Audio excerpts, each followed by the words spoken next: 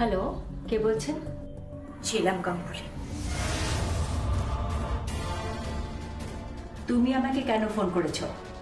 কিছু জিনিস জানার জন্য, বোঝার জন্য, না হলে অনেক দেরি হয়ে যাবে।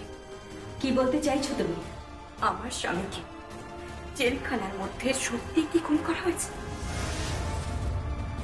আমার সেদিনে সিঁদুর, হাতে শাখা পালা, এখনো সবকিছু আছে। আপনি বলুন না, আমার স্বামী কি বেঁচে আছে নাকি মরে গেছে?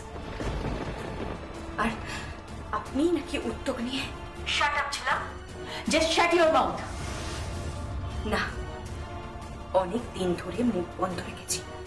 আর নয়, এটা একটা এও স্ত্রীর বিশ্বাসের প্রতীক।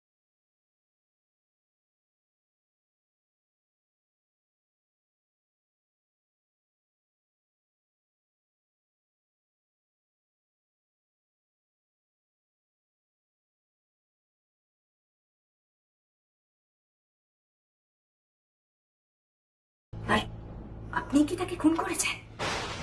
তোমার স্পর্ধা দেখে আমি অবাক হয়ে যাচ্ছিলাম। আমি শালঙ্কারা ব্যানার্জি। আমার একটা স্ট্যান্ডার্ড আছে, একটা স্ট্যাটাস আছে। শিলাই টেক্সটাইলের মালকিন আমি। আমি বহু লোকের মুখে অন্ন যোগাই এবং তাদেরকে বস্ত্র দান করি। সেই শালঙ্কারা ব্যানার্জি কখনো কাউকে খুন করতে পারে? আমি ভাবতে পারি না ছিলাম তুমি কতটা খারাপ, কতটা কুৎসিত মানসিকতার, যে শুধুমাত্র সন্দেহের বশবর্তী হয়ে তুমি আমার নামে এফআইআর করেছো। আমি? হ্যাঁ, তুমি আমার নামে এফআইআর করেছো। পুলিশের ইনভেস্টিগেশন চলছে। পেপারে আমাকে আবার শিরোনাম করা হয়েছে। শালঙ্কারা ব্যানার্জি মানে নিউজ। তুমি কি মনে করেছো একদিন তোমার বোনকে জড়িয়েও ওই বাড়িতে নিউজ হয়েছিল, বালিগঞ্জের শোরুমে আগুন লাগার পরে? তুমি এখন আবার আরেকটা নিউজ করতে চাইছো। কিন্তু কেউ তো এখনো জানেই না তুমি তলে তলে 50 লক্ষ টাকা আর গয়না সরিয়ে নিয়ে গিয়ে নিজেকে নিরাপরাধ প্রমাণ করার জন্য এই নোংরা খেলাটা খেলছো। কিন্তু আমি তোমাকে ছাড়বো না। আমাদের পারিবারিক গয়না, আমাদের পারিবারিক সম্পত্তি তুমি আত্মসাৎ করতে পারো না ছিলাম। তোমার নামে আমি পুলিশ কেস করব, ইনভেস্টিগেশন হবে, আর সেই ইনভেস্টিগেশন করবে আমার ছেলে স্বয়ং সংকল্প। ওই টাকা, ওই গয়না। আমি টাকা গয়না কিচ্ছু জানি না। আপনি মিথ্যে কথা বলছেন। আমার ওপর প্রতিশোধ নিচ্ছেন আপনি। ঠিক করে কথা বলো। তুমি কার সঙ্গে ভাবে কথা বলছো? তুমি যেখানেই লুকিয়ে থাকো না কেন, আমি তোমাকে খুঁজে বের করবই। আমি লুকিয়ে থাকবো কেন? ওই বিপিন, আপনার ডান হাত ওই দালালটা আমাকে সমুদ্রের জলে ডুবিয়ে মেরে ফেলার চেষ্টা করেছে। মিথ্যে কথা বলছো। আমি মিথ্যে বলছি? হ্যাঁ, তুমি মিথ্যে কথা বলছো। নাকি এটাও তোমার আরেকটা নতুন খেলা? নাকি এর সঙ্গেও তুমি আমার নাম জড়িয়ে নেবে, আমাকে বদনাম করবে? তোমার স্পর্ধা দেখে আমি অবাক হয়ে যাচ্ছি ছিলাম। আমি বাড়ি ফিরছি। শালঙ্কারা ব্যানার্জি বাড়ি ফিরছে। আর বাড়ি ফিরেই আমার প্রথম কাজ হবে এই যে আমাকে ঘিরে একটা কুৎসিত জাল তৈরি হয়েছে সেটাকে ছিন্ন বিচ্ছিন্ন করার, নিজেকে নিরাপরাধ প্রমাণ করার। তারপরে আমি কি কি করব সেটা তুমি দেখতেই পাবে। তুমি আমাকে যা যা মিথ্যে বদনাম দিচ্ছ তাতে স্বয়ং ঈশ্বর তোমাকে ক্ষমা করবে না ছিলাম। হ্যালো, হ্যালো, আমি কিছু জানি না আন্টি। আমি আমি মিথ্যে কথা বলিনি। আমি আমি চুরি করিনি। আমি চোর নই আন্টি। আমি তো শুধুমাত্র আমার বোনের সুখ চেয়েছি, একটু ভালোভাবে বাঁচতে চেয়েছিলাম, একটু ভালোভাবে বাঁচতে চাই, একটু ভালোভাবে বাঁচতে চাই।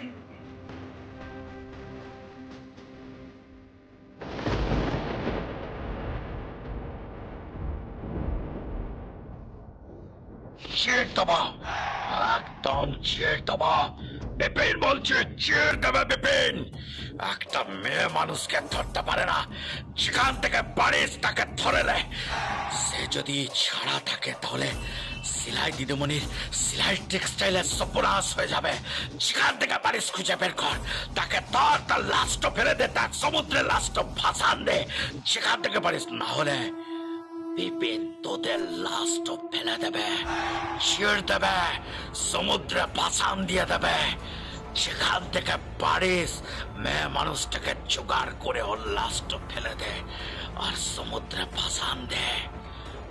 জানা আমাকে একটা ছোট্ট কাজ করতে পারে না, একটা মেয়ে মানুষকে ধরতে পারে না, তার লাশটা ফেলে দিতে পারে না, সমুদ্রে ভাসান দিতে পারে না।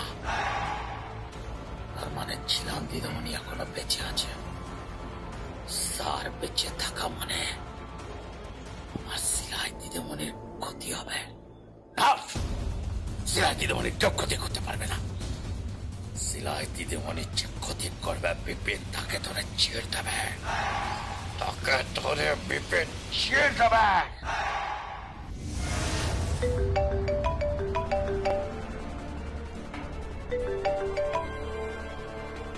হ্যালো, আমি সুভাষ বলছি বৌদি।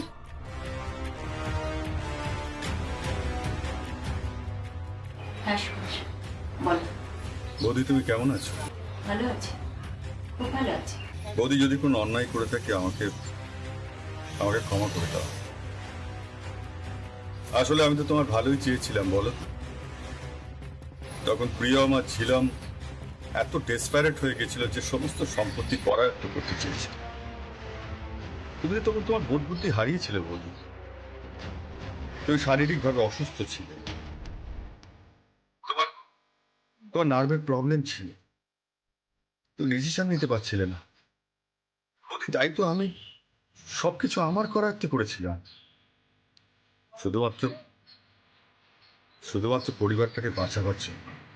সুভাষ, হ্যাঁ বৌদি, আমি জানি যে তুমি আমাকে ভুল বুঝেছিলে।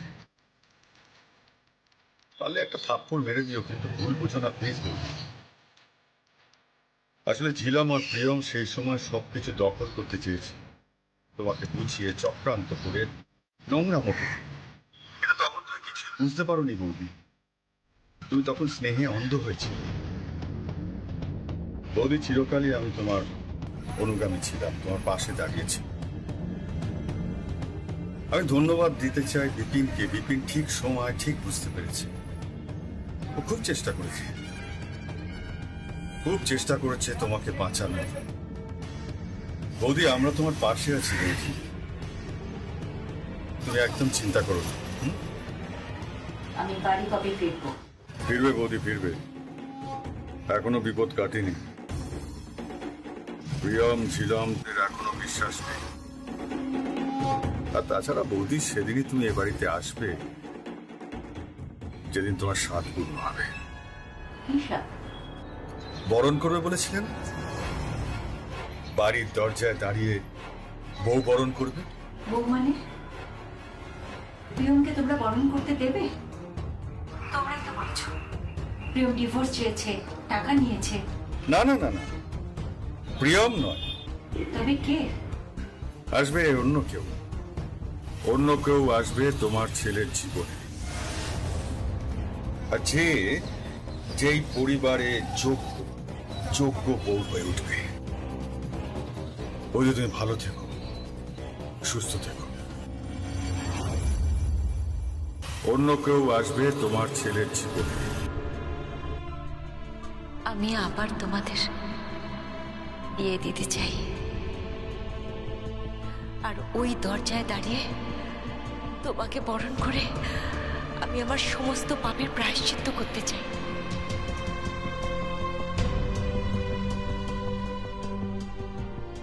কি দেখছেন মা? তোমাকে তোমাকে আমি আমার ঘরে নিয়ে আসব, নিজে হাতে বরণ করব, নিজে হাতে সাজাবো, খুব সুন্দর করে সাজাবো। সোনার গয়না দিয়ে তোমাকে আমি ভরিয়ে দেব। আমি তোমার জন্য একটা খুব সুন্দর শাড়ি ডিজাইন করব। সবকিছু উলটপালট হয়ে সবকিছু পাল্টে গেল। আমি তো এমনটা চাইনি, আমি এমনটা চাইনি।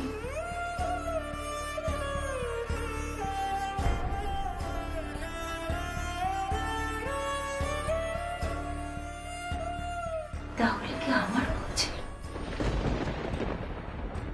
আমি ভুল ছিলাম?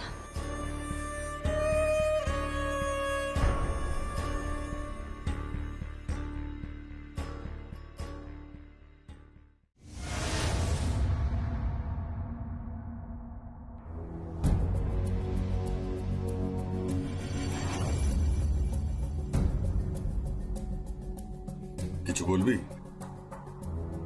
কাকাই কাকাই আমি তোমাকে ভুল বুঝেছিলাম। I am sorry. না না, সরি বলার কি আছে? আসলে জানিস তো, সম্পর্ক হয়, সম্বন্ধ হয়, বিয়ে হয় সমানে সমানে। বৌদি ঝিলমের রূপ দেখে ভুললেন, ভুলে তোর সাথে বিয়ে ঠিক করলেন। তারপর ওরা একটা নোংরা চক্রান্ত, ঝিলম একটা ছেলের সাথে পালিয়ে গেল। তারপর যে মেয়েটার বিয়ে হচ্ছিল না সেই মেয়েটাকে তোর ঘাড়ে ঘুরছিল। তারপর তারা যা যা করার তাই তাই করল। টাকার জন্য উঠে পড়ে লেগে গেল, আর এখন 50 লক্ষ টাকাও নিয়েছে। চিন্তা করো না, পুলিশের হাত থেকে কারণ নিস্তার নেই। অপরাধী যেই হোক না কেন তাকে শাস্তি পেতেই হবে। Crime does not pay.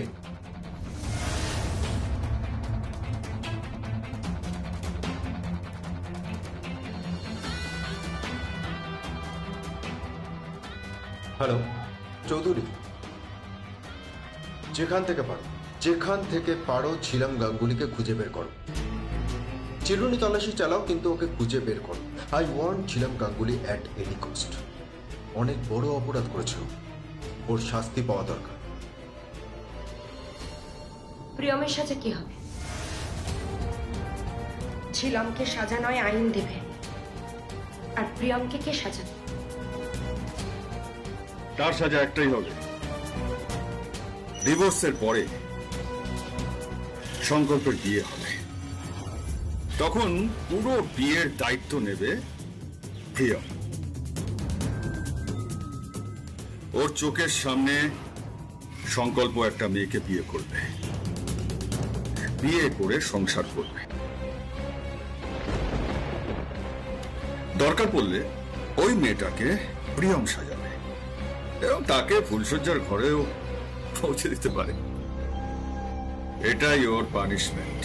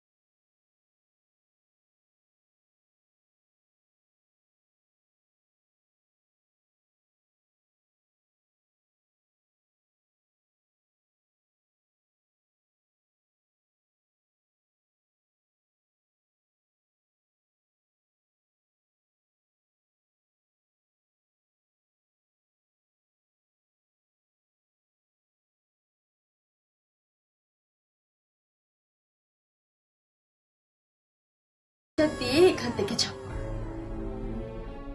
তারপর